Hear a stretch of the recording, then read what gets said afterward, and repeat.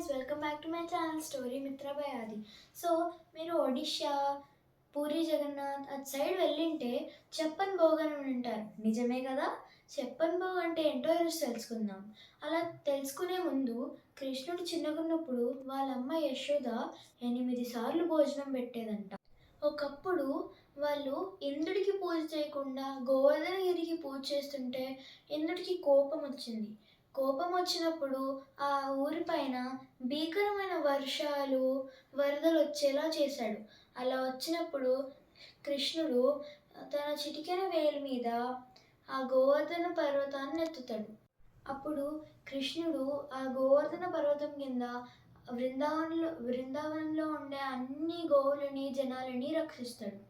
అలా 7 రోజులు గడిచాక అన్ని తగ్గుముఖంకి వచ్చాయి.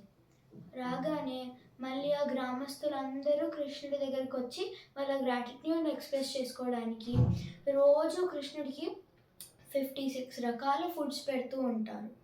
సో 56ని హిందీలో చెప్పన్ అంటారు. సో చెప్పన్ భోగ్కి బిహైండ్ హిస్టరీ ఇదే అనమాట. సో మీకు 56 ఎలా వచ్చిందో తెలుసు కదా? 7 days 8 times, 7 into 8 56. సో 56ని హిందీలో చెప్పన్ అంటారు. So this is the story behind Chhappan Bhog. And if you like the story, don't forget to like, share and subscribe for more stories. Thank you.